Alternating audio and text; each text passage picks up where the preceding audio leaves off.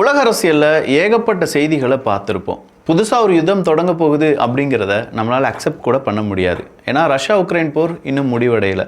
23 புள்ளிகள் அடங்கிய ஒரு பீஸ் பிளான், 20 புள்ளிகள் அடங்கிய ஒரு பீஸ் பிளான் அப்படின்னு சொல்லி 2 பீஸ் பிளான் பீஸாக போனதே தவிர இன்னும் அந்த யுத்தம் நின்னபாடாக மாறிடுச்சான்னு கேட்டால் இல்லை. இந்த பக்கம் இஸ்ரேல் ஹமாஸ் யுத்தம், இஸ்ரேல் காசா யுத்தம் அப்படிங்கிறது முடிவடைந்து விட்டது அப்படின்னு கேட்டால் அங்கேயும் பல சிக்கல்கள். இன்றைக்கி கூட இஸ்ரேல் நடத்தின தாக்குதலில் பாலஸ்தீனியர்கள் கொல்லப்பட்டிருக்கிறார்கள். ஸோ அடுத்ததாக ரஷ்யா உக்ரைன் போருக்கு பிறகு பெரிய அளவில் எதிர்பார்க்கப்பட்ட சீனா தைவான் யுத்தம் வந்துருமோங்கிற பயம் வந்தபோது இல்லை, அதெல்லாம் விட நான் அடுத்த யுத்தத்தை தொடங்கி வைக்கிறேன்டா அப்படின்னு சொல்லி நேரடியாக வெனிசுலா பக்கம் மோதுனது அமெரிக்கா மோதினதோடு மட்டும் இல்லாமல் வெனிசுலா முழுவதுமாக அவங்களுடைய ஏர் ஸ்ட்ரைக் அப்படிங்கிறத நடத்துகிறாங்க. அப்படி ஏர் ஸ்ட்ரைக் நடத்தி அங்கே இருக்கக்கூடிய அதிபர் மாதுரோ அவர்களை அரெஸ்ட் பண்ணுறாங்க. ஸோ இப்போது உலக அளவில் பேசு பொருளாக இருப்பது வெனிசுலா மீது அமெரிக்கா நடத்தின அட்டாக்கு தான். தமிழ் பட்சத்திலே 2 காணொலிகள் பதிவு பண்ணியிருக்கோம். பார்க்காத டிபி டியூப்ஸ் தயவு செஞ்சு அதை பார்த்துருங்க.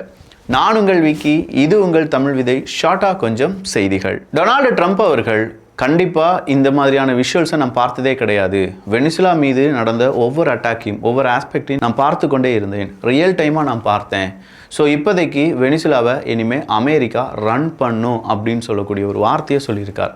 இந்த வார்த்தையிலிருந்து அமெரிக்காவுக்கு என்ன தேவை, அமெரிக்கா ஏன் இந்த யுத்தத்தை செஞ்சாங்க அப்படிங்கிறது உங்களுக்கு புரிஞ்சிருக்கும். வெனிசுலாவில் அடுத்த ஒரு டிரான்சிஷன் பீரியட் முடிகிற வரைக்கும் வெனிசுலா எங்களுடைய கட்டுப்பாட்டில் தான் இருக்கும் அப்படின்னு சொல்லி ஒரு நபர், அமெரிக்காவினுடைய அதிபர் சொல்கிறார் அப்படின்னா எவ்வளோ பெரிய விஷயத்தை அமெரிக்கா அங்கே சாதிச்சிருக்கும் அப்படின்னு சொல்லி கொஞ்சம் யோசிச்சு பாருங்கள்.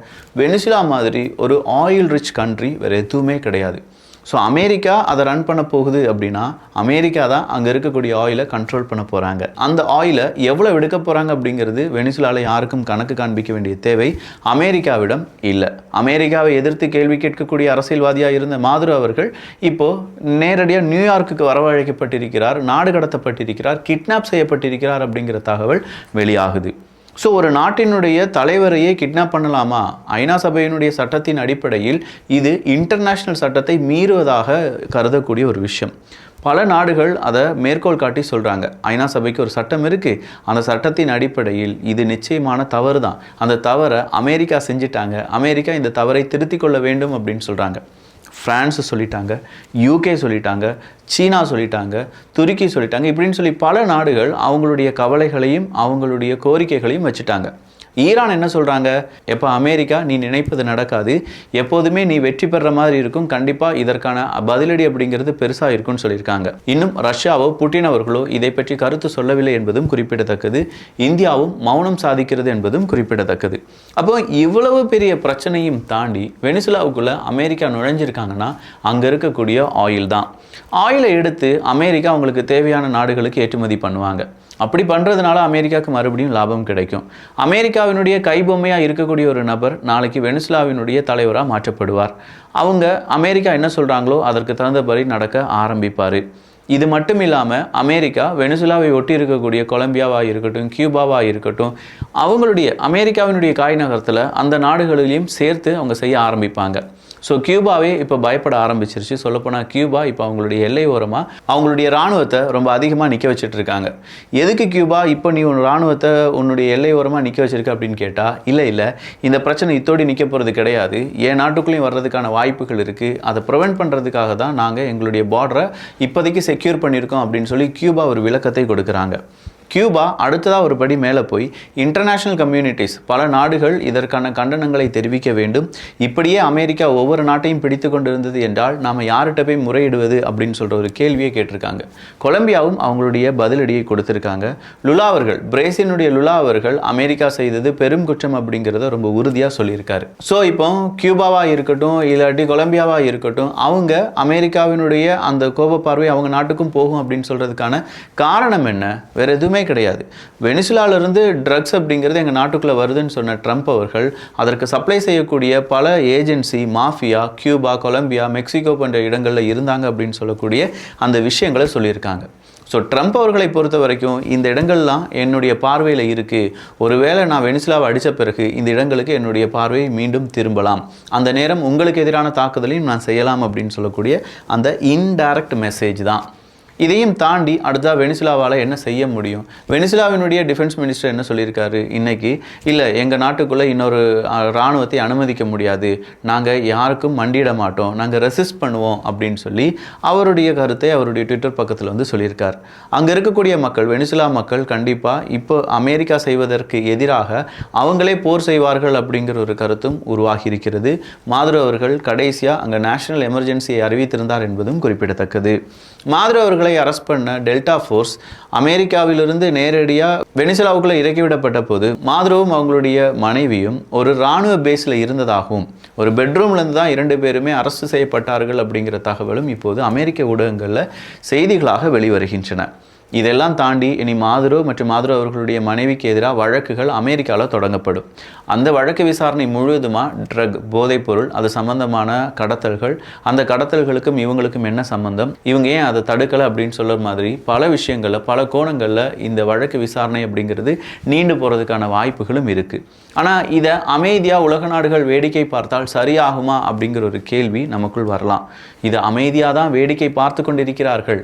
இதையும் தாண்டி இவங்களால் என்ன செய்ய முடியும் அப்படிங்கிறது அடுத்ததாக இருக்கக்கூடிய சிக்கல்கள் தான். இஸ்ரேலை பொறுத்த வரைக்கும் இஸ்ரேல் காசா பிரச்சனை இன்னும் முடிவடையவில்லை. ஹமாஸ் அவங்களுடைய ஆயுதங்களை முழுவதுமாக போட்டு சரணடையாமல் இருக்கிறார்கள் அப்படிங்கிற ஒரு குற்றச்சாட்டை இன்னைக்கு வைக்கிறாங்க. இன்னைக்கு இஸ்ரேல் நடத்தின தாக்குதலில் 2க்கும் அதிகமான பாலஸ்தீனியர்கள் கொல்லப்படுறாங்க. ரஷ்யா உக்ரைன் இந்த போர் அப்படிங்கிறது முடிவடைந்து விடும், ஒரு 90% நம்ம அந்த பீஸ் டீல் அப்படிங்கிறத நாங்கள் அக்செப்ட் பண்ண போகிறோம்னு சொல்லி நேற்று ஜெலன்ஸ்கி அவர்கள் குறிப்பிட்டிருந்தார். இன்னைக்கு ரஷ்யா மற்றும் அமெரிக்காவிடையே பேச்சுவார்த்தை நடத்தப்பட்ட பிறகு தான் எந்த முடிவாக இருந்தாலும் எடுக்கப்படும் அப்படிங்கிற தகவலை ரஷ்யா கொடுத்துருக்காங்க.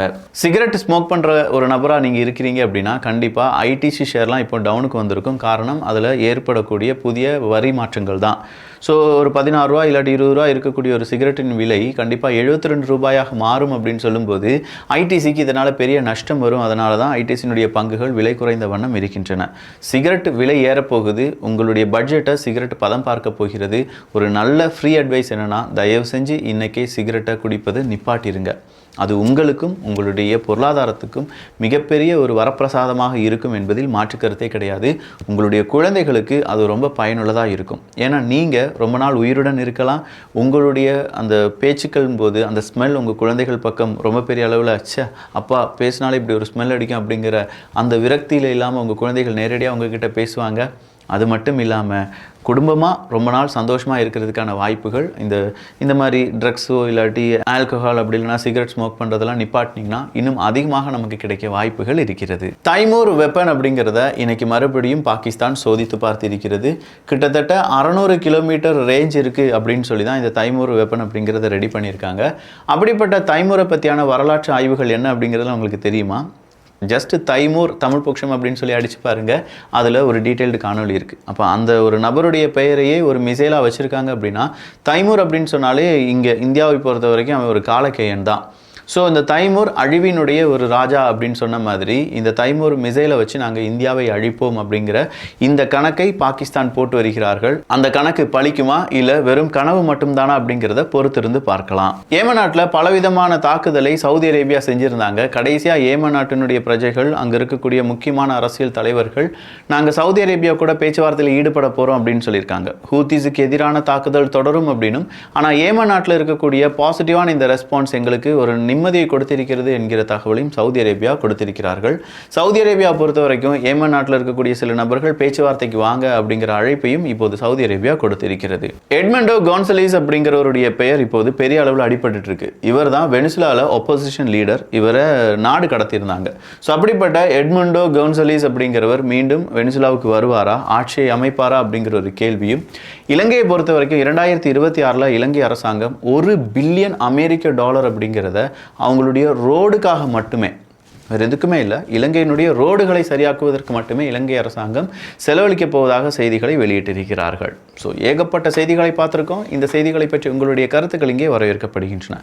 எல்லோரும் தமிழ் விதையில் இணைந்திருங்கள். நல்லதை பகிர்ந்து நல்ல சமுதாயத்தை உருவாக்குவோம். நன்றி, வணக்கம்.